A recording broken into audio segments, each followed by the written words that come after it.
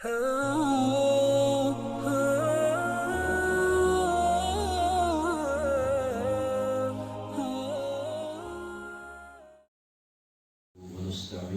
ونستغفره ونعوذ بالله من شرور أنفسنا ومن سيئات أعمالنا من يهده الله فلا مضل له ومن يضلله فلا هادي له ونشهد أن لا إله إلا الله ونشهد أن محمدا عبده ورسوله أما بعد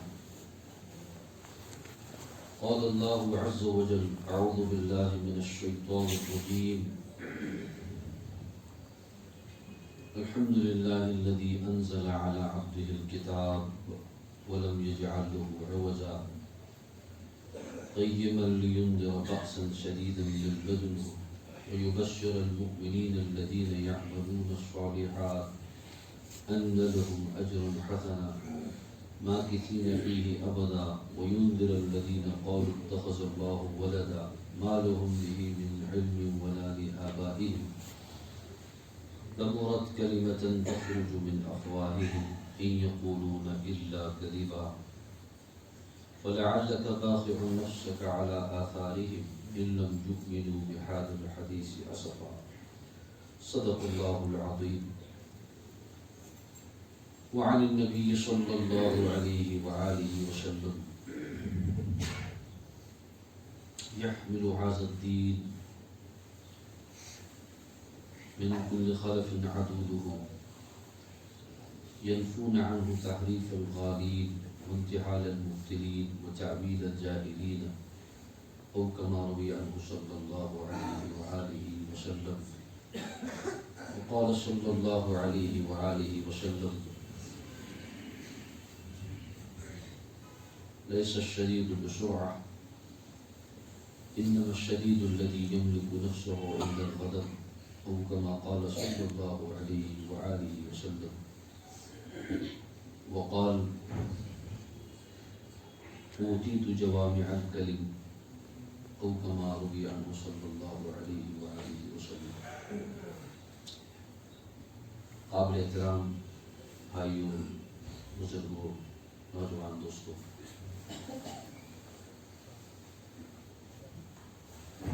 اللہ نے اپنی کتاب میں اس بات کو بہت سنایا ہے، بہت بار بار فرمایا ہے کہ انسانیت کو، انسانوں کو اس بات پر اللہ راضی نہیں کہ ان کو بے خبر رکھے۔ بڑا احسان ہے اللہ نے انسانیت پر یہ فرمایا کہ ہمیں باخبر رکھا ہے۔ اس لیے شریعت میں تکلیف شرعی ایک لفظ ہے، مکلف وہ ہے جس کے ہوش و حواس برقرار ہے۔ جو مجنون ہے، عقل سے ماورا ہے، شعور نہیں ہے، بے شعور ہے، لاغر ہے، عقل معروف ہے، اس سے کوئی سوال جواب۔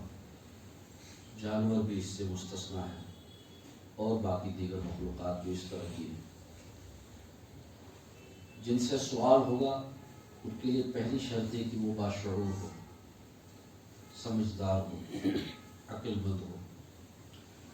اور عقل ایک ایسی دولت ہے، شعور ایک ایسی دولت ہے جو ہم کو دیگر مخلوقات سے ممتاز کرتی ہے۔ اللہ تعالیٰ نے علم کو، اہل علم کو اسی لیے افضل کہا ہے۔ کیوں؟ کیونکہ وہ مینار ہوتے ہیں، روشنی ہوتے ہیں۔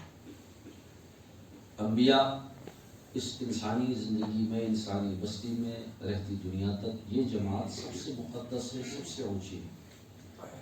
وجہ یہ ہے کہ ان کے پاس اللہ کی وحی ہے، آسمان کا علم ہے، وحی الہی ہے، اور ان کی زبان جب ہلتی ہے جب اللہ ان کو ہلاتے ہیں، وہ وہی کہتے ہیں جو اللہ ان سے کہلواتے ہیں۔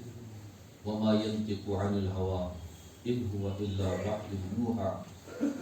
یا آقا علیہ السلام نہیں بیان فرماتے ہیں، آپ کی گفتگو نہیں ہوتی ہے، آپ کا فرمان نہیں جاری ہوتا ہے، مگر ایک وہی بات جو اللہ نے ان پر اتاری ہے، وحی فرمائی ہے۔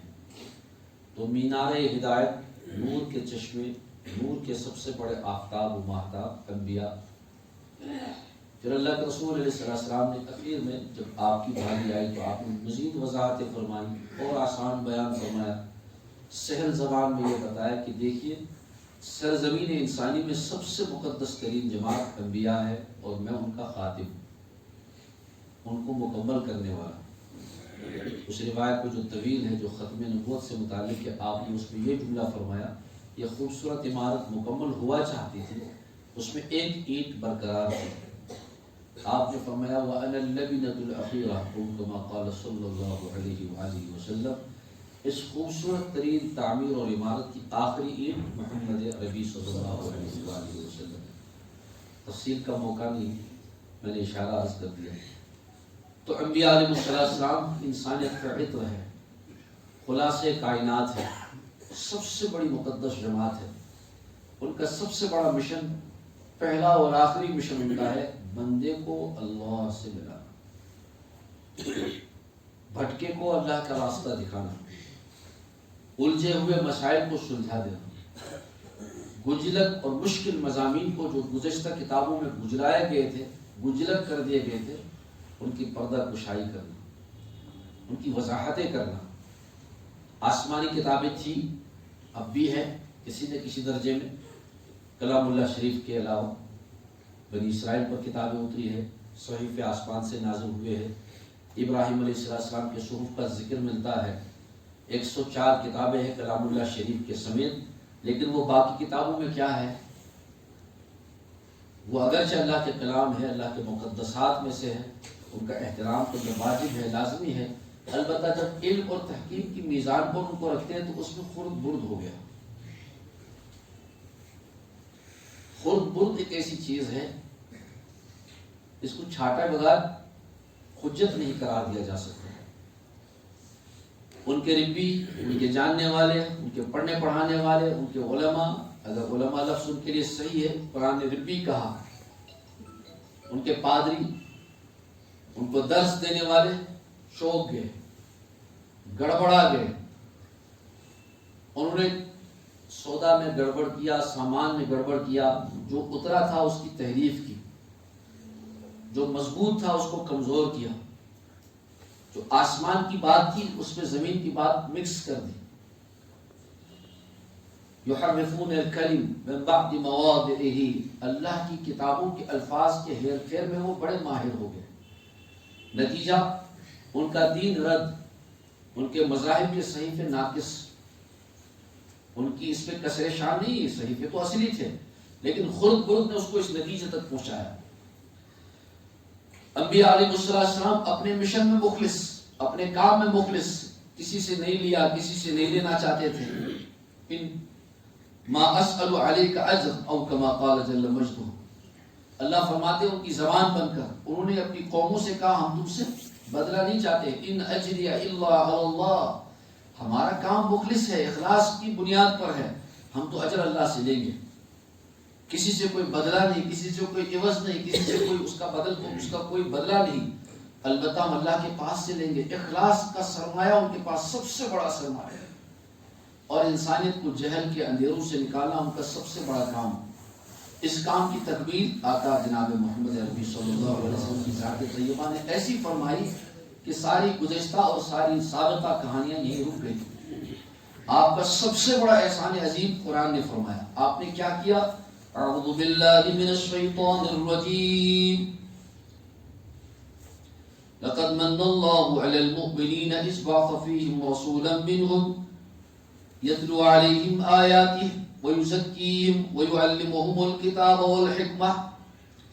ربانی تعلیم کہ آپ سب سے بڑے امین اور علمبردار، آپ وہی بیان کرتے ہیں یتلو علیہم آیاتہ، امت اسلامیہ پر، امت مسلمہ پر، اپنی جماعت پر، اپنی امت پر، جو آپ کے بعد قیامت کی ثبوت تک ہے، ماننے والے بھی اور نہ ماننے والے، مقابلے والے بھی اور قبول کرنے والے بھی، دونوں کے لیے حجت۔ آپ نے کیا کیا؟ سب سے پہلی بات آپ نے آیات الہی میں کوئی قطع و بیمت نہیں فرمائی۔ آپ کی سوچ اور آپ کے بارے میں اس طرح کی سوچ رکھنا باطل ہے، ہرگز نہیں۔ وہی جو آپ کو اللہ کے دربار سے ملا، اسی لیے قرآن نے اس کی وضاحت بھی فرمائی، وہ فرشتہ جو بہت ہی زیادہ امین اور امانت دار، وہ مقدس ترین فرشتہ، اس نے آپ تک پہنچایا، اور پھر آپ کے مبارک سینے پر نقش ہوا کبھی کبھی آپ کو خیال گزرا، انسان بھی تھے، آپ کو دل مبارک میں کبھی خیال آیا کہ اگر یہ بات جو اللہ نے مجھ سے کہلوائی میں بھول گیا تو کیا کروں؟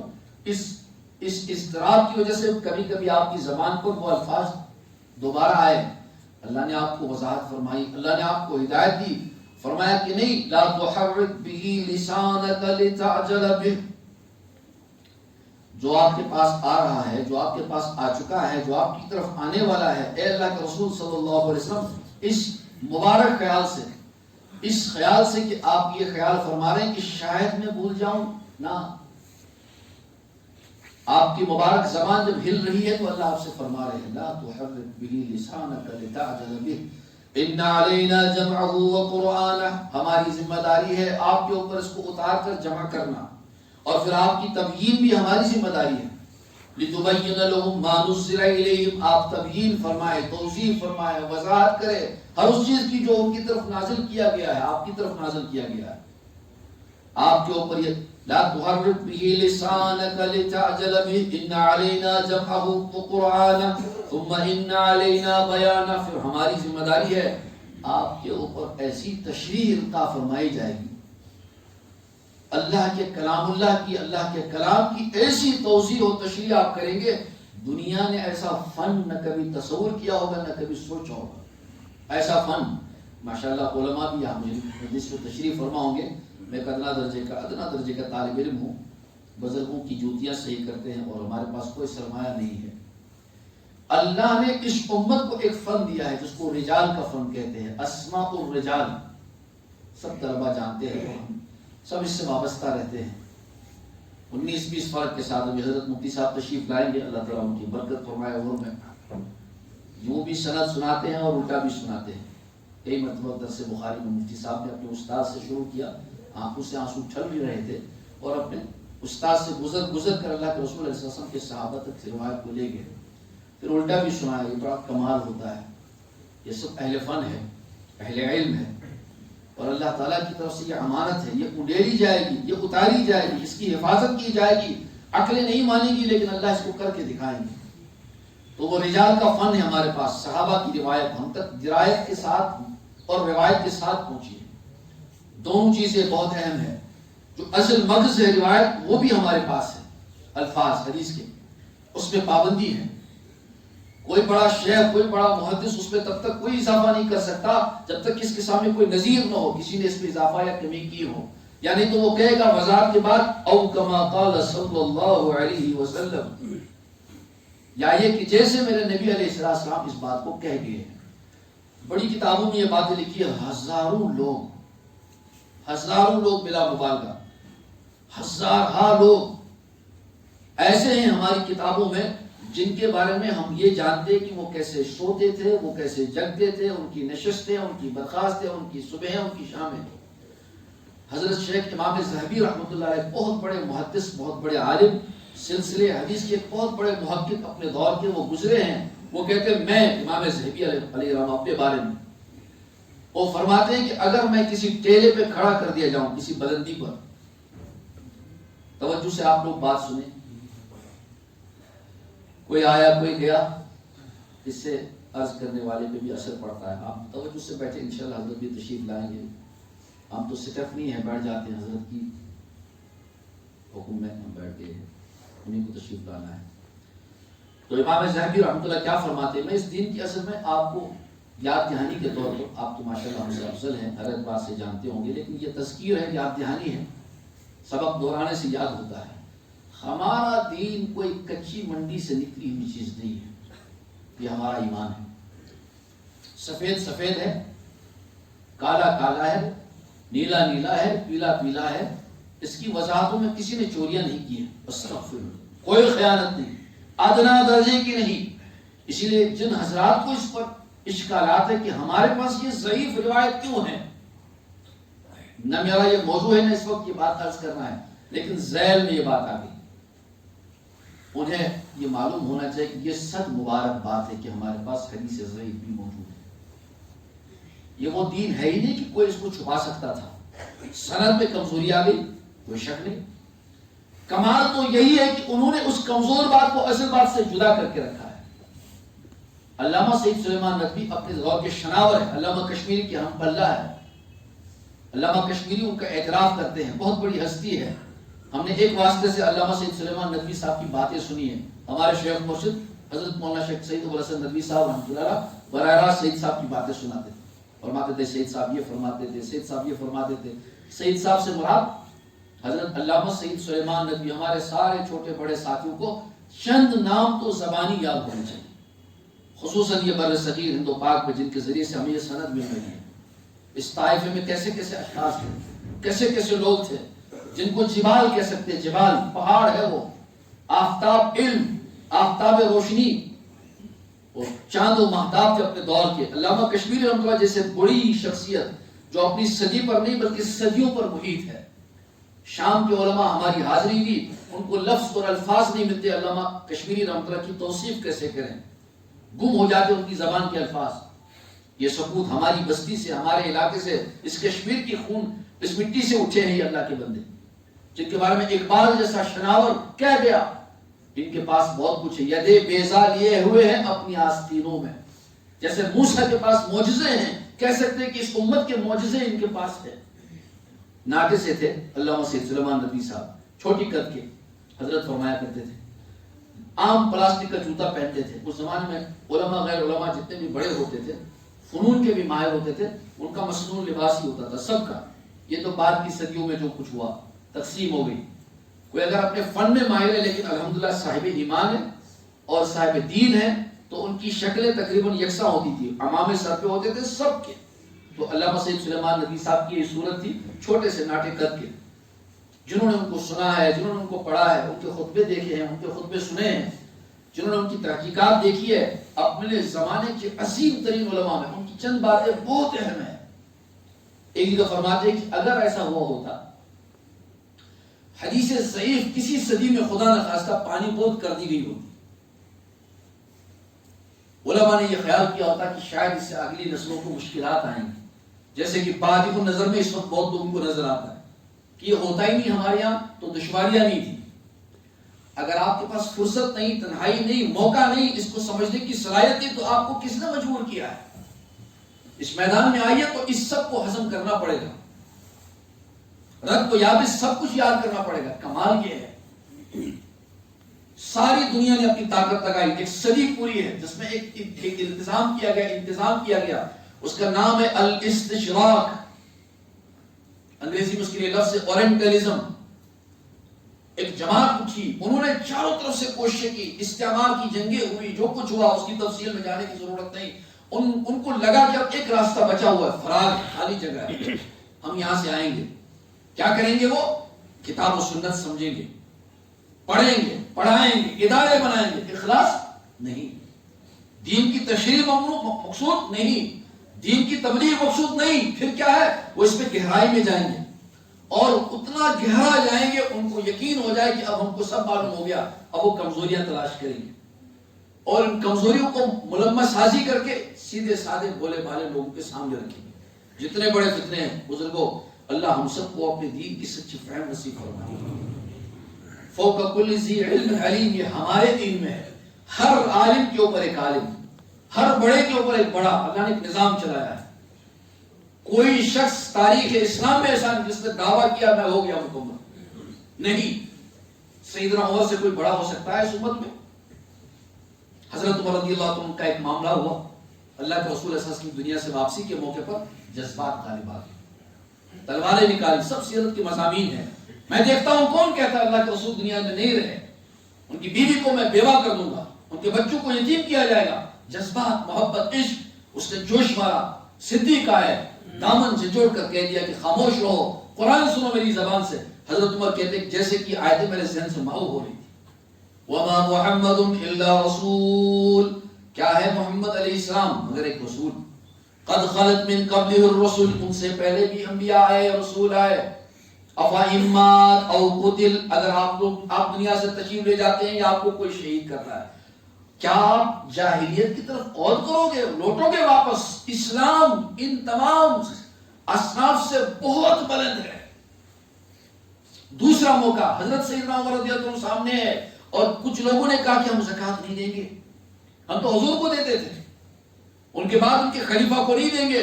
حالات کا تقاضا تھا. سیدنا عمر رضی اللہ عنہ ذرا سا رحمت نرمی دکھا رہے ہیں. ان کی نرمی کو سیدنا صدیق اکبر نے بھانپ لیا. روایات محفوظ ہے, کتابوں میں یہ مضامین ہے. انہوں نے ان کا دامن یوں پکڑا, جھنجھوڑ دیا, ان کے گریبان کو نچوڑ ڈالا, اور ایک جملہ تاریخ کی سیرت کی کتابوں میں ہے, فرمایا جبار فی الجاہلیہ, ہائے ہائے جاہلیت میں تو بڑے ہوشیار اور طاقتور بنے جا رہے تھے, وخوار فی الاسلام, عمر تم کو اسلام نے کمزور کر دیا. سنو میرا فیصلہ, فوق کل ذی علم علیم, ہر عالم کے اوپر عالم. صحابہ کی مقدس ترین جماعت عشر مبشرہ کی فضیلت کیوں الگ سے ہے؟ اس میں بھی نیچے جائیے تو 4 خلیفوں کو کیوں نام دیا گیا ہے؟ راشدین ہے یہ, ان کی یہاں سے ہدایت کے چشمے پھوٹیں گے, وہ بھی جناب نبی پاک علیہ السلام کی منشا ہوگی. بہت سے کام اللہ کے رسول مکمل نہیں کر سکے, مصلحت تھی اس میں, اللہ کے رسول کے خلفاء نے یہ کام کیا.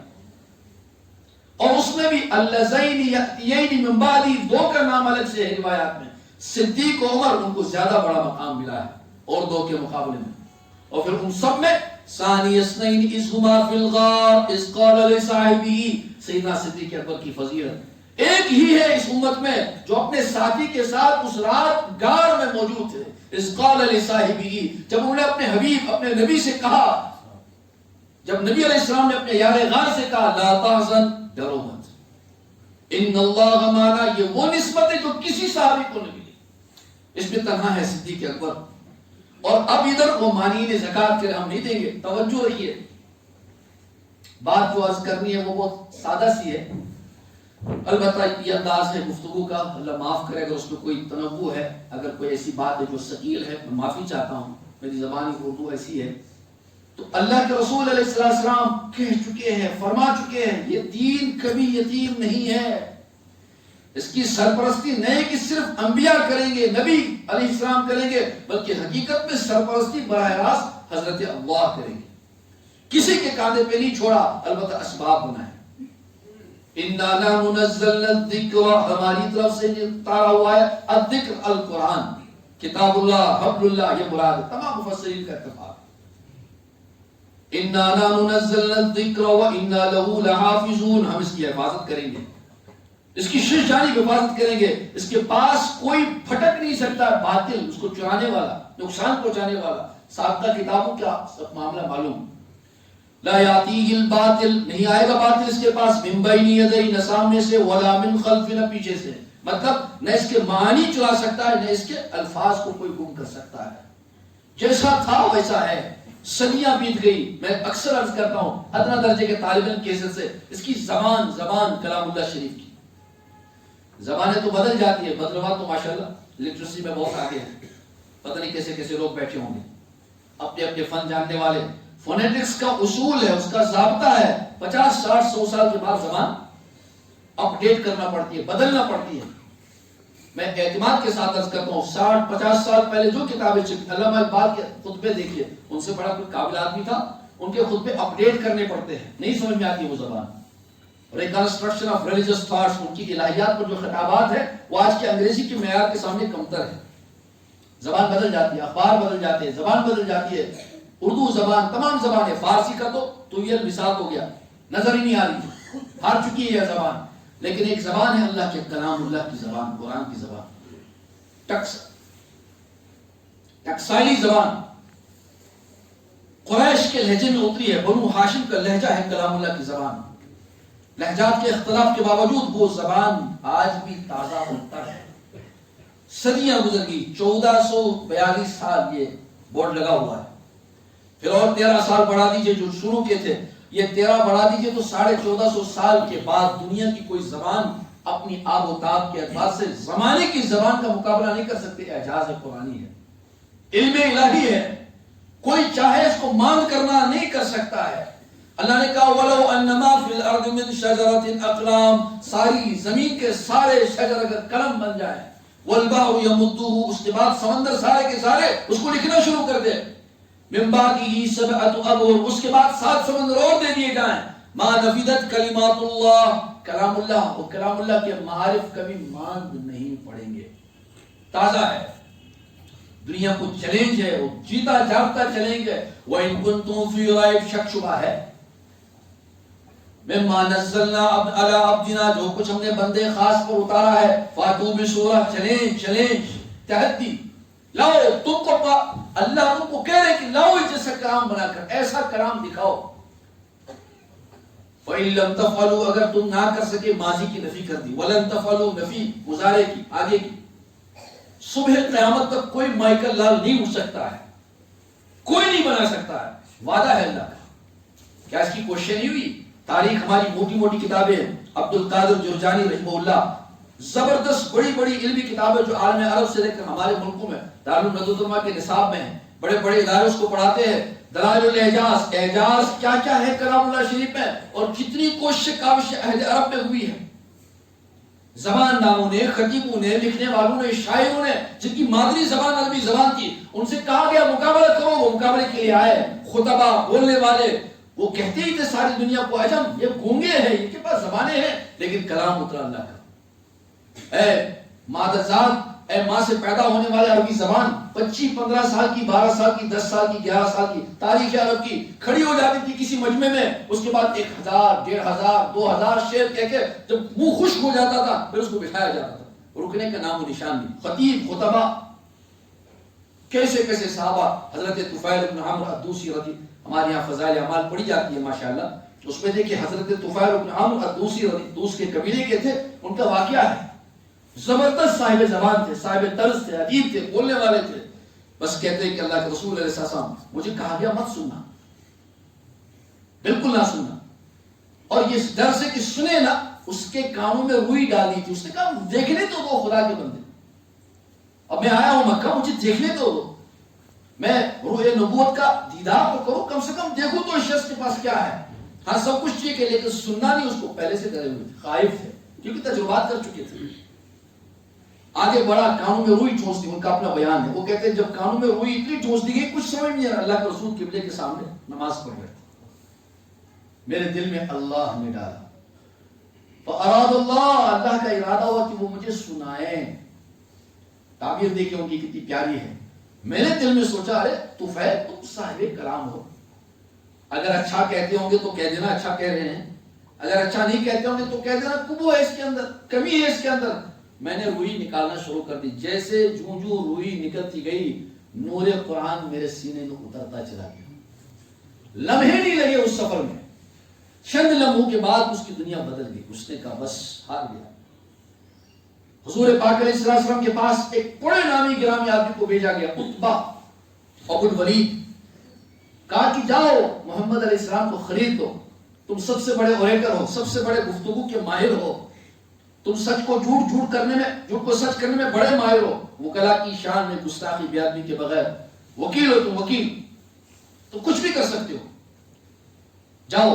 چلے گئے، اللہ کے رسول اس سے باو تاو کیا، لین دین کیا، اے اللہ کے رسول، اے میرے بھتیجے، اسما یا ابن اخی، اے میرے بھائی کے بیٹے، پیار کرتے تھے، محبت کرتے تھے، جانتے تھے، بچپن کو دیکھا تھا، ان کی جوانی دیکھی تھی، بھتیجے کیوں اپنے اوپر لودر بوجھ ڈال رہے ہو، میری بات سنو، میں تم کو چند چیزیں پیش کرتا ہوں، اعرض علیک امور، آپ کے سامنے کچھ باتیں رکھنا چاہوں گا۔ اللہ کے رسول نے کہا آپ کو 3 باتیں رکھی اختلاف روایات کے ساتھ، یہ بھی کہا کہ اگر آپ نعوذ باللہ مستورات عورتوں کے دلدادہ ہوں، نعوذ باللہ استغفر اللہ، تو آپ کی خدمت میں عورتیں پیش کی جائیں گی۔ علماء نے یہ بھی لکھا ہے، کہا اتنی بڑی بات اللہ کے رسول علیہ السلام برداشت کر گئے۔ میں نے شروع میں حدیث پڑھی تھی، ادب ہے ہمارا دین، آپ نے فرمایا کمال یہ نہیں کہ غصہ کیا جائے، وہ صاحب سرعہ نہیں ہے، وہ بہادر نہیں ہے، لیس الشدید بسرعہ، وہ صاحب علم نہیں ہے، صاحب کمال نہیں ہے، یا صحت مند یا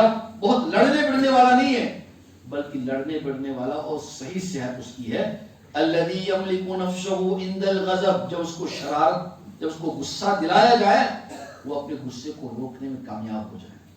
والکاظمین الغیظ، قرآن نے کہا یہ ایمان والوں کی صفات ہے، اپنے غصے کو دبانے والے، والعافین عن الناس، لوگوں کے بارے میں درگزر کرنے والے، حق کے لیے، اللہ کے لیے، اللہ کی رضا کے لیے۔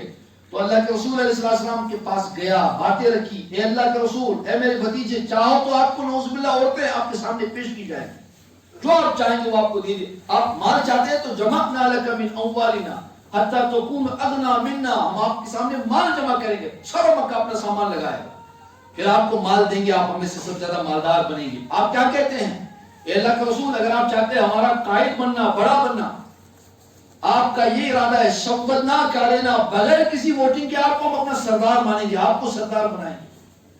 اللہ کے رسول سنتے رہے, برداشت کرتے رہے, سب کچھ سنا.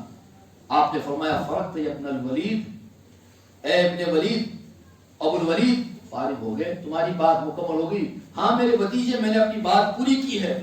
اب اللہ کے رسول سیرت طیبہ کا اہم مضمون ہے, گفتگو میں چند منٹ بھی نہیں لگی, اللہ کے رسول نے اللہ کا کلام پیش کیا, کلام الہی پیش کیا. بس چند آیتیں اللہ کے رسول اسم کی مقدس زبان سے نکلی ہے, جو تفصیلی روایات ابن اسحاق میں, ابن کثیر میں, ابن شام میں, وہ کہتے ہیں کہ بس انہوں نے اپنے دونوں ہاتھ پیچھے کر دیے, ڈر گیا, ہیبت طاری ہو گئی, ہلنے لگا, تھر تھرانے, کانپنے لگا. بعض روایت میں اٹھ کے کھڑا ہو گیا, اللہ کے رسول کے مبارک دہن پہ ہاتھ رکھتا ہے کہ بس حسبک محمد, بس کیجئے اے اللہ کے رسول, بس کیجئے. ڈر گیا, اچھل گیا, کودنے لگا. کیوں؟ حسی چیز تھی ان کے لیے کلام. جیسے ہم کو برف محسوس ہوتی ہے, آگ کا انگارہ, آگ کا انگارہ, ہم کہیں گے یہ آگ کا انگارہ مجھے جلا دے گا, یہ برف کی سری ہے, اس نے مجھ کو ٹھنڈک دے دی ہے. ٹھیک اسی طرح حسی طور پر وہ محسوس کرتے تھے. کلام اور کلام میں فرق ہے. تو نبی علیہ السلام نے اپنا پیغام دیا قرآن کی زبان میں, جو اس امت کا فریضہ ہے قیامت کی صبح تک. ایک بڑے اچھے عالم نے لکھا ہے کہ قیامت کی صبح تک تمام قائدین, تمام بڑوں کے سامنے یہ 3 باتیں کسی نہ کسی شکل میں پیش کی جائیں گی. یہ بہت خطرناک امتحان ہوتا ہے, بڑا بننا. اللہ کے رسول علیہ السلام نذیر چھوڑ گئے, میں بڑا نہیں بننا چاہتا. قرآن نے حق والوں کی یہ دلیل بیان فرما دی ہے, وہ تو اللہ کی زمین پر علو نہیں چاہتے ہیں. لا یریدون علوا فی الارض ولا فسادا, ان کی شان یہ کہ زمین پر تعالی علو نہیں پسند کرتے, نہ فساد نہ گڑبڑ. اللہ کے رسول کے سامنے نذیر, ہمارے سامنے نذیر, آپ کو پیش کی گئی دولت, آپ نے ٹھکرائی. آپ کو پیش کی گیا عہدہ, آپ نے ٹھکرایا. آپ کو پیش کی گئی سلطنت, آپ نے ٹھکرائی. ایک روایت یا بعض روایتوں کا مفہوم, آپ کو پیش کی گئی خواتین, آپ نے ٹھکرا دی. آپ نے فرمایا میں تمہاری بات سن چکا ہوں, اب میرا جواب سنو. اللہ کے کلام کے بعد حصے سنائے, دیر ہو گیا. تو علامہ سید سلیمان ندوی صاحب کیا فرماتے ہیں, فرماتے ہیں کہ ایک صدی تھی, علماء تھے, محدث تھے, بڑے بڑے لوگ تھے, یہ حدیث ضعیف کا مسئلہ اٹھا. اگر یہ ہوا ہوتا کہ انہوں نے یہ فیصلہ کر لیا ہوتا کہ اس پورے ذخیرے کو سمندر پور کر دیں, ہمیشہ کے لیے چھٹی, نہیں ایسا کیا گیا ہوتا تو پتہ کیا ہوتا. بعد کی صدیوں میں, آج کی صدیوں میں جنہوں نے یہ ادارہ وجود میں لایا, اور وہ جو چاہتے ہیں کہ ہماری کمزوریاں ان کو معلوم ہو, وہ یہ کہتے ہیں کہ اصلی اسلام تو سمندر پور ہو چکا ہے 2ری صدی میں, 3ری صدی میں. اب کس اسلام کی ہمارے پاس دلیل ہے, وہ روایت بھی ہے اور یہ روایت بھی ہے, اس میں اچھی بھی ہے, مضبوط بھی ہے, جس سے استنباط اور استخراج ہوتا ہے. امام ذہبی رحمۃ اللہ کا ذکر کیا میں نے, وہ فرماتے ہیں کہ اگر مجھے کہہ دیا جائے, ایک ٹیلے پہ کھڑا کر دیا جائے, ایک بلندی پر مجھے کھڑا کر دیا جائے, اس کے بعد عہد نبوی سے لے کر صلی اللہ علیہ وسلم, نبی کے مقدس زمانے سے لے کر نیچے تک ہزاروں نہیں بلا مبالغہ لاکھوں لوگ ہوں گے, یقیناً ہوں گے. تو حضرت امام ذہبی رحمۃ اللہ کہتے ہیں کہ میں اس ٹیلے پر بیٹھ کر ایک ایک کا نام, نسب, حالات, چیزیں, زندگی, ان کے نشست و برخاست, ان کا اٹھنا بیٹھنا اپنی زبان سے لکھوا سکتا ہوں کہ یہ ایسا ہے, اس کی زندگی یوں گزری, یوں گزری. ہزاروں لوگ ان کی نظروں کے سامنے آئیں گے, وہ کہیں گے فلاں ابن فلاں ہے, فلاں ملک میں رہنے والا ہے, اس کی زندگی کی اس طرح گزری ہے, یہ اس طرح کا انسان ہے, اس کی سچائی جھوٹ کا معاملہ, ایک ایک آدمی کو اسٹور کرتا جاؤں گا, انڈورس کرتا جاؤں گا. یہ ہمارے دین کا کمال ہے. اصل بات میرے دوستوں مجھے کہنی ہے, اصلی دین ہے, اس میں کبھی کوئی خرد برد نہیں ہو سکتا ہے. اللہ کی توفیق سے, اللہ کے فضل سے ہمیشہ آباد ہے, ہمیشہ تر و تازہ ہے, ہمیشہ اس کے اندر جیوت زندگی ہے, حیویہ ہے. یہ پاک رہے گا, یہ صاف رہے گا, یہ کسی خرد برد سے نعوذ باللہ متاثر نہیں ہو سکتا ہے. اگر کبھی کوئی اختلاف تو آتا ہے, ہوتا ہے, فرشتے تو ہے نہیں, اس سے پہلے بھی ہوئے, ہوتے رہیں گے. جب بھی کوئی اختلاف ابھرے گا تو مقیاس کیا ہے, عدالت کہاں ہے, کس کے پاس ہے. وقت کے صلحاء, علماء, بزرگان دین جو صحیح معنی میں دین کے سچے پکے وارث ہوں گے, وہ اس کے لیے کھڑے ہو جائیں گے اور تنقید کریں گے. تنقید, صحیح کو غلط اور غلط کو صحیح سے الگ کریں گے, التباس کو ختم کریں گے. نبی کی روایت ہے یحمل ھذا الدین, اس دین کو لیں گے, سنبھالیں گے. بعض روایت میں من کل خلف, بعض روایت میں ان کل خلف, ہر طبقے کے بعد دوسرے طبقے. عدولہ اس دین کے عادل علماء، ینفون عنہ تعریف الغالین کبھی کبھی غلو کرنے والے دین کی تحریف کا دروازہ کھولیں گے. ہوگا، بڑے بڑے نام ہیں تاریخ میں، اس کے لیے مستقل کتابیں، بڑے اداروں میں، عالمی اداروں میں، بڑے اداروں میں ان کے لیے ادارے باضابطہ ایک سیکشن ہوتا ہے کہ فلاں فلاں فلاں فلاں جماعت فلاں زمانے میں فلاں آدمی نے یہ بات کی، یہ چلی، یہ بڑی، اس کے بعد نقصان ہوا. شیخ و مرشد مولانا سید ابوالحسن ندوی صاحب کی کتاب ہے، بلکہ کتب ہے، وہ مجموعہ کتب ہے، اس کا نام ہے تاریخ دعوت و عزیمت. انگریزی میں اس کا ترجمہ ہے سیورز آف اسلامک اسپرٹ، روح دین کے محافظین. عربی زبان میں اس کا نام ہے رجال الفکر والدعوہ، ایسے مردان کار جو فکر اور دعوت کے نمبردار ثابت ہوئے. ایک سلسلہ ہے بزرگان دین کا، پہلی صدی، دوسری صدی، تیسری صدی، 5ویں، 8ویں، 11ویں، 12ویں. حضرت علامہ شاہ ولی اللہ رحمۃ اللہ کا ذکر خیر ملے گا آپ کو، پوری جلد ملے گی. حضرت شیخ مجدد الفسانی رحمۃ اللہ کس تریاق کو لے کر آئے تھے، کس فتنے کو دبانے آئے تھے. ایک شخص کھڑا ہو گیا تھا، 1000 سال تو ہو گئے، دین مکمل ہو چکا ہے، تمام ادیان سابقہ کی عمر 1000 سال ہوتی تھی، ختم کرو اس کو. اور ملا جلا معجون تیار کرنے لگے. بڑی محنت ہے، اس کی اپنی تاریخ ہے. ان کو بھی قلمکار ملے، ان کو بھی لکھنے پڑھنے والے ملے، انہوں نے تیاری کر دی، اللہ کی طرف سے انتظام. ان اللہ یشکین اللہ سیبعث علی کل رأس مئہ، اللہ کی شان، اللہ ہر 100 سال کے بعد کیا کریں گے؟ آئیں گے افراد، ریفارمرز، بڑے لوگ جو کیا کریں گے؟ یجدد لہا امر دینہا، وہ اس دین کی تجدید فرمائیں گے، اس کو ریفارم کریں گے. اللہ کی ذات ماورا ہے، بہت اونچی ہے، وہ تشریف نہیں لائیں گے، اس کی شان نہیں ہے، البتہ اللہ اس امت کے افراد میں یہ حوصلہ پیدا کریں گے. ینفون عنہ تعریف الغالین، گلو کرنے والوں کی تحریف کو کھرچ کر صاف کریں گے. وانتحال المبتلین، اہل باطل اس میں انتحال پیدا کریں گے، اس کو صاف کریں گے. وتعویل الجاہلین، کچھ جوہلا، کچھ نہ سمجھ اس کی تعبیر شروع کر دیتے، تجسیم شروع کر دیں گے، یہاں سے دین کو نقصان کا خطرہ ہو سکتا ہے، اس تجسیم سے اس کو دور کریں گے. تو مولانا سید ابوالحسن ندوی صاحب ایک اتھارٹی ہے، بڑی عالمی شخصیت ہے. اپنے زمانے کے عرب علماء کے اوپر ان کا ماشاءاللہ بعض معاملات میں تفوق تھا. مولانا فرمایا کرتے تھے، ہم نے ان کی مجلسوں میں ماشاءاللہ 5 سال 5.5 سال تقریباً شرکت کی ہے، تقریباً بہت نزدیک سے دیکھا. بڑی ہستی تھی، بڑی دنیا کی شخصیت تھی.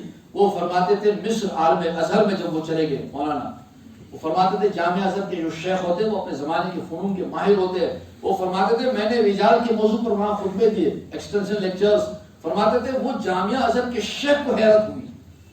اس نے مجھ سے کہا اخی ابو الحسن، میرے بھائی ابو الحسن، آپ نے تاریخ سے بھی دعوت کا فائدہ اٹھایا.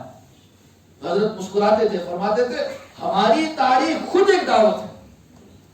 ایک جلیل بڑا شاعر گزرا ہے تاریخ میں، وہ کہتا ہے اولئک آبائی، آؤ میرے پاس میرے آبا و اجداد کی تفصیل سنو، میرے بزرگوں کی، میری پشتوں کی، میرے بڑوں کی میں تاریخ بیان کروں گا. اولئک آبائی، دیکھو میرے پاس لسٹ ہے، یہ غزالی ہے، یہ نور الدین زنگی ہے، یہ حضرت شیخ عبد القادر جیلانی ہے، یہ حضرت علامہ ابن تیمیہ ہے، یہ ابن قیم ہے، یہ فلاں ہے، یہ فلاں ہے، یہ میرے آبا ہے. آپ دعوت کے مقابلے میں تمہارے پاس کیا ہے؟ دنیا کی ساری منڈیوں جمع ہو جاؤ، لاؤ تمہارے پاس کیا ہے، کیا بچا ہے تمہارے پاس؟ جنہیں یہ خود نہ پتا ہو کہ وہ کہاں سے تراشے گئے، کس نے پیدا کیے، کہاں سے تیار کیے گئے، وہ اپنی تاریخ کیسے بیان کر سکتے ہیں؟ جلیل حق رکھتا ہے اولئک آبائی فجئنی بمثلہم، مجھے ان جیسے دکھاؤ، کہاں ہے تمہارے پاس؟ اذا جمعتنا یا جریر المجامع، جب مجمع جمع کر دیے جائیں گے، جب لوگوں کو جمع کیا جائے گا، جریر کا دور شروع ہوگا، وہ کہے گا کہ لو میرے آبا و اجداد کی لسٹ ہے، یہ ہے میرے بڑے. حضرت امام احمد بن حنبل رحمۃ اللہ علیہ، یہ بھی ایک ویریئر گزرے ہیں کتاب و سنت کے، بہت بڑے مصدر، بہت بڑے ماخذ، ائمہ اربعہ میں ان کا ایک مقام ہے، درجہ ہے. مسندات ابی حنیفہ رحمۃ اللہ علیہ کی طرف ان کی بھی مسند احمد ہے، بہت بڑی کتاب ہے، ہزاروں روایات کی ماشاءاللہ کتاب ہے، ہمارے یہاں کتب حدیث میں پڑھائی جاتی ہے. تو امام احمد بن حنبل علیہ رحمہ کے بارے میں محتاط تجزیہ یہ ہے، ان کی زبان سے نکلا ہوا جملہ، وہ فرماتے ہیں سند کے ساتھ 10 لاکھ حدیثیں بیان کر سکتا ہوں. سند کے ساتھ، اس کے اختلاف کے باوجود میں 10 لاکھ حدیثیں بیان کر سکتا ہوں. دنیا آج کی اس ایڈوانس دنیا کے اندر ایسے کمپیوٹر، ایسے سسٹم نہیں ہوں گے دنیا. ہزاروں تو کر سکتے ہیں، 10,000 50,000 1 لاکھ ہو سکتا ہے، اس سے بھی زیادہ مجھے نہیں معلوم، سپر کمپیوٹر، بڑے بڑے کمپیوٹر، سرور، ہزاروں کمپیوٹروں کو سنبھالنے والا. لیکن امام احمد بن حنبل صدیوں پہلے کہتے ہیں مجھے دعویٰ ہے میں کسی مجلس میں بٹھایا جاؤں 10 لاکھ حدیث سند کے ساتھ ان کا ذکر کر سکتا ہوں. اتنا بڑا معدن ہے، اتنا بڑا ذخیرہ ہے. امام احمد بن حنبل رحمۃ اللہ کے دور میں ایک فتنہ وجود میں آیا. اس فتنے کو علمی نام دیا جاتا ہے فتنے خلق قرآن. خلق قرآن کا فتنہ، بس تفصیل کا موقع نہیں، اشارہ.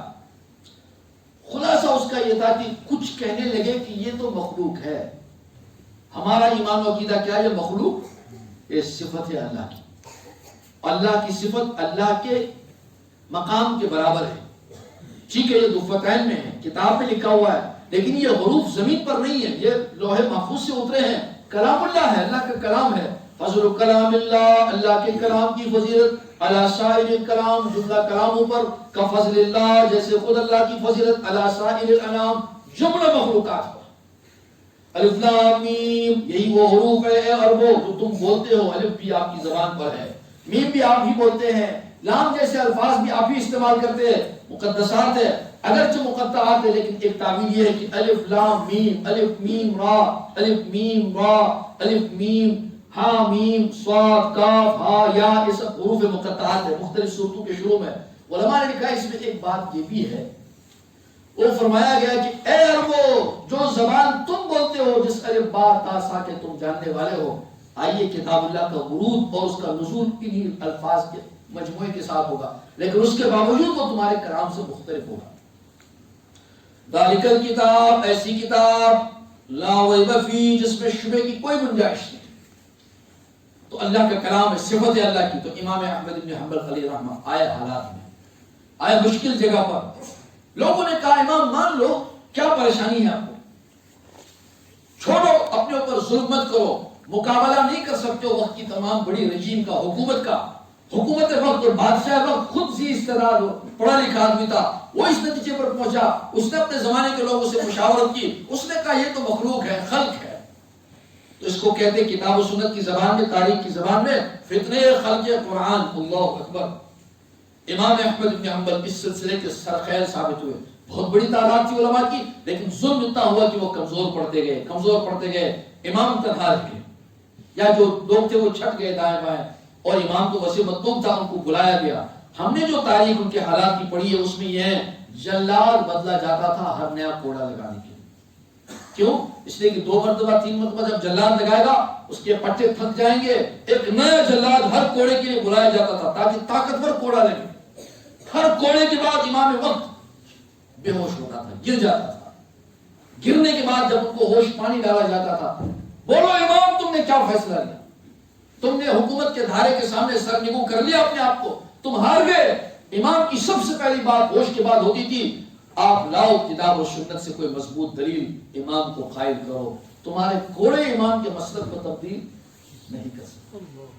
ایک عرصے کے بعد امام احمد بن حنبل جب اپنی امتحان اور آزمائش میں کھڑے اترے اور وقت کا دھارا تبدیل ہو گیا، وقت کے لوگوں نے ان کے مسلک کو اختیار کیا اور امت ایک بہت بڑے فتنے سے بچ گئی. جب ان کی صحت ہوئی اور ان کے علاج کے لیے ان کو اطباء کے پاس لایا گیا، جب ان کے کمر کی وہ ہڈیاں دیکھی گئی اور وہ داغ دیکھے گئے، جب اس پر رکھا جاتا تھا کہ کیا یہاں تمہیں درد ہو رہا ہے، وہ جگہ نہیں ہوتی تھی درد کی. عشق رسول اور عشق اللہ ایسا تھا، وہ کہتے تھے اس ٹکڑے کے بارے میں اللہ کا شکر ادا کرتا. امام یہاں پر آپ کو درد ہو رہا ہے، وہ درد دیکھنے والے درد دیکھتے تھے. امام کہتا تھا اس اللہ کے اس ٹکڑے پر اللہ کے دربار میں سر پر سجود ہو، عافیت میں آپ. امام یہاں تو جب چیخ نکلتی تھی بس ایک جملہ نکلتا تھا، بس اس گوشت کے ٹکڑے کے بارے میں اللہ سے عافیت کا سوال کرتا ہوں. اتنے محتاط، ساری زندگی کوڑے کھائے، جیل کے کوٹریوں میں پڑے رہے، لیکن دین کو باقی رکھا، محفوظ رکھا. میرے دوستوں، مجدد الفسانی رحمۃ اللہ علیہ ہمارے نزدیک کے سر ہند کے بزرگوں میں ہیں. ہم ماشاءاللہ سری نگر کے رہنے والے. سری نگر میں ایک جگہ ہے آپ جانتے ہیں، زینہ قدر، بلبل لنکر. وہاں زینہ قدر میں ایک اللہ کا بندہ آرام کر رہا ہے زمین کے نیچے. ان کا نام ہے شیخ یعقوب صرفی رحمۃ اللہ علیہ رحمۃ واسعہ. شیخ یعقوب صرفی اتنے بڑے اللہ والے ہیں، یہ حضرت مجدد الفسانی شیخ احمد سرہندی رحمۃ اللہ کے اطالب اور اساتذہ میں ہیں. ان کی تربیت میں ان کا حصہ ہے. اتنا عظیم انسان جن کو امت نے یہ خطاب نہیں دیا کہ یہ 100 سال کا مجدد ہے، دوسرا ہزارہ شروع ہو گیا، یہ دوسرے ہزارے کے مجدد ہے، ریفارمر ہے۔ دوسرے ہزارے کو فتنہ کیا تھا؟ اکبر کہتا تھا، اور اکبر کی ہماری مماری کہنے لگے تھے کہ اب ہو گیا 1000 سال، اب زیادہ کیا الجھنا، اب ایک معجون تیار کریں گے۔ قرآن میں اللہ کے رسول علیہ السلام کے سامنے بھی یہ مطالبات رکھے گئے، معجون ملا جلا۔ قرآن پاک میں یہ مضمون موجود ہے۔ اللہ کے رسول علیہ السلام کے سامنے گئے اور کہنے لگے کہ اچھا روز روز کی لڑائی ختم، ہم ایسا کریں گے تھوڑا سا ہمارا لے لیجیے، تھوڑا سا آپ کا لے لیجیے، تھوڑا ہمارا تھوڑا آپ کا، تھوڑا آپ کا تھوڑا ہمارا، ملا جلا بنائیں گے، کیا پریشانی ہے۔ حضرت قرآن پاک، حضرت اللہ جل مجدور ہے قرآن پاک میں مضمون، آپ کو حکم ہوا اللہ کی طرف سے، قل ما یکون لی ان ابدلہ من تلقاء نفسی، اے محمد صلی اللہ علیہ وسلم آپ فرما دیجئے یہ میرے لیے غیر ممکن نہیں ہے، میرے لیے ممکن ہے ان ابدلہ من تلقاء ان تلقاء نفسی، میں خود اس میں قطر و بعمد کروں، یہ مجھ سے ممکن نہیں ہے۔ ان اتبع الا ما یوحى الی، میں تو اتباع کرتا ہوں اس کی جو میرے اوپر اللہ کی طرف سے وحی آئے گی، صاف ستھرا ہوگا، اس کو پیش کروں گا۔ مجدد الفسانی کو اللہ نے غیرت دینی دی تھی، علامہ اقبال نے ان کو ٹریبیوٹ دیا، ان کو عزت دی۔ وہ کہتے ہیں کہ وہ ہند میں سرمائے ملت کا نگہباں، اللہ نے بر وقت کیا جس کو خبردار۔ کیا جملے، کیا اقبال کی شاعری ہے، کیا اقبال پیغامبر شاعر ہے، کس طرح تاریخ کو جملوں میں سمیٹتا ہے، کس طرح صدیوں کو فتنوں کو، وہ کوئی معمولی ہستی نہیں تھے جنہوں نے اقبال کے اوپر شک کیا ہے، نامناسب بات کی ہے۔ جن اکابر نے، جن شناور نے، جن بزرگوں نے ان کو نزدیک سے دیکھا، ان کو لگا یہ اگرچہ جذب کی کیفیت میں ہے، ان کی زندگی مکمل طور پر کسی کے لیے نمونہ تو نہیں ہے، البتہ یہ مرحوم من اللہ ہے۔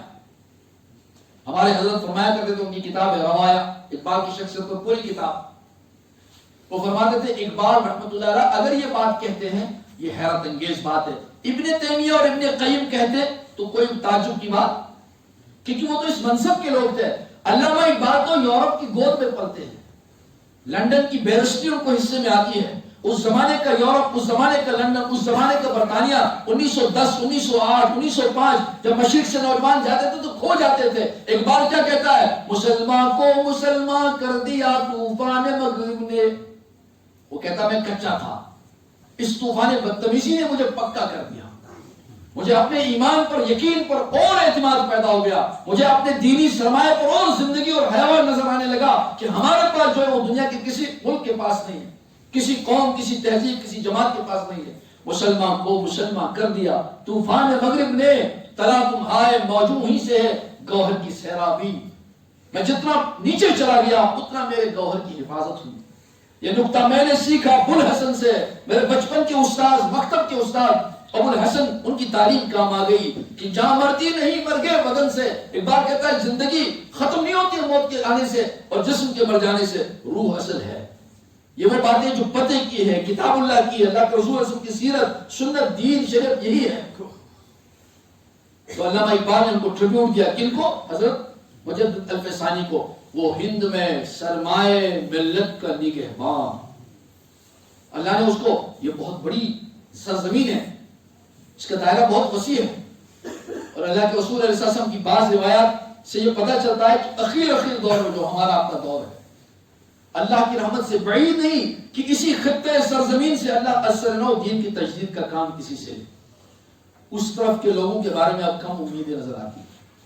اقبال نے 50 60 170 سال پہلے، وہ نظر آتا ہے تہذیب حجازی کا مزار، اس نے تو آج سے 70 سال پہلے کہہ دیا قبرستان رہ گیا، گرچہ ہے تابدار ابھی گیس ہوئے دجل و فرات، قافلے حجاز میں ایک حسین بھی نہیں۔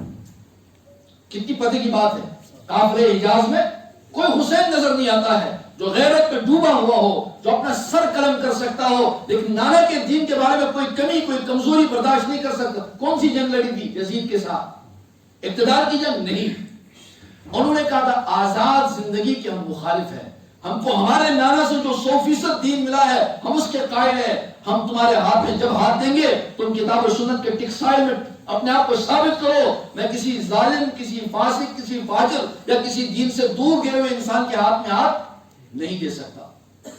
الگ تاریخ ہے اس کی، البتہ یہ جنگ کسی اور چیز کی نہیں تھی، تہذیب اور ثقافت کی جنگ تھی۔ اللہ کے رسول علیہ السلام کے بارے میں پیشن گوئی دے چکے تھے، اگر وہ دب جاتے، وہ کمزور پڑ جاتے، ہر موقع پر ایسا ہی ہوا ہے، اگر کمزور پڑ جاتے تو دین اگلی نسلوں کے لیے محفوظ نہیں رہ سکتا۔ ہر زمانے میں اللہ نے اس دین کی حفاظت مجددین سے لی ہے. نیچے آئیے ہمارے دور تک اللہ نے ایک عظیم ترین محنت اور کام اور ایک شکل بر صغیر سے ہند و پاک سے اس سرزمین سے اللہ نے حضرت شیخ شاہ ولی اللہ محدث دہلوی رحمت اللہ علیہ رحمت الواسعہ ان کی ذات عالی مرتبت کی شخصیت میں ایک کام دین کی علمی تجدید کا کام اللہ نے اس خاندان سے لیا ہے. بہت مقدس اور بڑی تاریخ ہے اس خاندان کی. آپ ماشاءاللہ سب ذی استعداد ہے. ایک تاریخ ہے اس برصغیر کی. جب یلغار آئی ساری دنیا سے, جب ہزاروں کی تعداد میں لاکھوں کی تعداد میں دوسری تحریکوں سے لوگ متاثر ہو رہے تھے, ایمان کے سودے ایمان کے لارے پڑے ہوئے تھے, اسی خاندان انہی کے فرزندوں نے اللہ کے نام پر اس پر ایک بند باندھا اور انہیں ایک فیصلہ کر لیا کہ ہم اس کا مقابلہ کریں گے. نام دینا مناسب نہیں ہے, حالات کا تقاضا ہے کہ ہم نام چھوڑ دیں. البتہ وہ تحریک دنیا میں تھی جنہوں نے لاکھوں کی تعداد میں ایمان والوں کے ایمان کے سودے کر دیے تھے. یہ غیرت تھی ہمارے کابر اور بزرگان دین کی, جنہوں نے اس طوفان میں, اس خطرناک دور میں, دور زوال ہے, ایک بہت بڑی ہستی اٹھی ہے دارالعلوم دیوبند کے چند فضلاء میں. ان کا نام ہے مولانا مناظر حسن گیلانی صاحب رحمۃ اللہ علیہ رحمۃ الواسعہ. اتھارٹی کی حیثیت رکھتے ہیں. عثمانی یونیورسٹی کے اپنے زمانے کے ڈین تھے, اپنے بہت بڑے اسکالر تھے, اپنے دور کے عالم بروقت تھے, اور ان کی بڑی تصنیفات ہیں, بڑی کتابیں ہیں. ان کا ایک طویل مضمون ہے. وہ کہتے ہیں اس ہندوستان کا جس کا سر ٹوٹا ہوا تھا, جس کا علم بکھر چکا تھا, جس کے معادن سب توڑ دیے گئے تھے, اس طوفان بدتمیزی کے دور میں ایک دور تابندہ شاہ ولی اللہ کی شخصیت میں سامنے آیا ہے. حالات یہ تھے ان کی بستی کے, جہاں جہاں وہ جاتے تھے وہاں قہر ٹوٹتا تھا. ان کا سب سے بڑا خواب یہ ہوتا تھا کہ جو میرا دینی کتب خانہ ہے اور دینی سرمایہ, اس کو ٹانگوں پہ لاد لاد کر وہ اپنے علاقے کو چھوڑ کر دوسرے علاقے میں جاتے تھے. میرے دوستو, ایک طالب علم کی حیثیت سے یہ بات عرض کرتا ہوں, علماء نے ان کے تذکرے میں لکھا ہے کہ زوال کے دور میں, ظاہری طور پر زوال آ چکا تھا, زوال کے دور میں اللہ نے ان سے ایسی کتابیں لکھوائی ہے. ان کی ایک کتاب ہے جس کا نام ہے احیاء, جس کا نام ہے حجت اللہ البالغہ, جو ہمارے بڑے اداروں میں مرکزی کتاب ہوتی ہے, ہائر ایجوکیشن میں پڑھائی جاتی ہے. حجت اللہ البالغہ, زمین پر اللہ کی کامل حجت. چند کتابوں میں ان کا شمار ہے, چند کتابوں میں. ہمارے شیخ مرشد نے لکھا اگر 10 یا 12 آدمی کی فہرست بنائی جائے عہد نبوی سے لے کر نیچے تک, شاہ ولی اللہ اس میں ایک ہوں گے. میں بات سمیٹتا ہوں. بہت بڑی ہستی, انہوں نے کیا کام کیا؟ دین کی تجدید کا کام کیا. اس وقت بعض فتنے ایسے اٹھے تھے, وہ کہتے تھے کہ سند کی کیا حاجت ہے, حج کرنے کی کیا ضرورت ہے, قرآن نے تو کہا ہے اگر تمہیں استطاعت ہو تو جاؤ حج کے لیے, اگر استطاعت نہیں ہے تو نہیں ہے. فرماتے تھے, وہ کہنے لگے تھے, اس طرح کے باغی اٹھے تھے قوموں کے اندر, ملتوں کے اندر, وہ کہتے تھے درمیان میں تو سمندر ہے, اس سمندر کی موجودگی کی وجہ سے ہماری استطاعت نہیں ہے, اس لیے حج ساکت ہو گیا. بس اشارہ کافی ہے. ایک بڑا آدمی اٹھا تھا, بڑا نہیں تھا, بڑا بنایا گیا تھا, اس نے یہ مفروضہ گھڑا. اس نے کہا کیا حج کرنے کی ضرورت ہے؟ قرآن تو کہتا ہے من استطاع الیہ سبیلا, جو وہاں جا سکتا ہے سہولت سے ان پر حج فرض ہے. حج کی نفی کر دی گئی.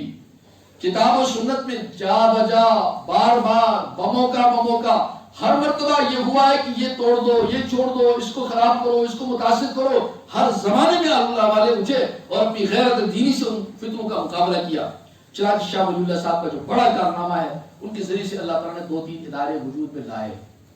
ہمارا مسلک جو ہم بیٹھے ہیں ماشاءاللہ, اگرچہ ہم صحابہ کے مسلک پر ہے الحمدللہ, اور یہ سارے سلف ہمارے ہیں, ہمارے سروں کے تاج ابن تیمیہ ہمارے, شیخ عبد القادر جیلانی کا تصوف ہمارا, حضرت نور الدین زنگی رحمۃ اللہ علیہ کا کردار ہمارا, شیخ صلاح الدین ایوبی کا میدان مارنا ہمارا, یہ ہمارا فخر ہے.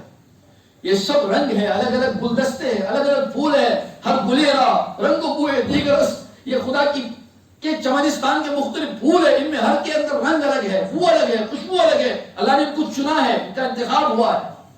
ان کے رنگ الگ ہونے کی وجہ سے ہم جدا نہیں ہیں, ہر ایک کا میدان اپنا اپنا الگ ہے. ان میدانوں کا احترام ہے. کچھ اختلاف بھی آپس میں کیے, لیکن یہ اختلاف حق کے لیے کیے. ایک بڑی ہستی اٹھی ہے, ان کا نام ہے محی الدین ابن عربی رحمۃ اللہ علیہ, جانتے ہوں گے لوگ. حضرت مجدد صاحب کی مجلس میں ان کی کتاب کا ذکر آیا, لیکن ان کی اس کتاب کا حال یہ ہو گیا تھا, اس کی شرح کی جا رہی تھی. میں سمجھتا ہوں, میں جو مضمون عرض کرنا چاہتا ہوں سب الحمدللہ توجہ سے سن رہے ہوں گے, یہ بس اشارے ہیں, بدلا کچھ نہیں ہے, بدل نہیں سکتا. ترتیب ہو سکتی ہے لیکن بدل کچھ ہے وہی جو تھا.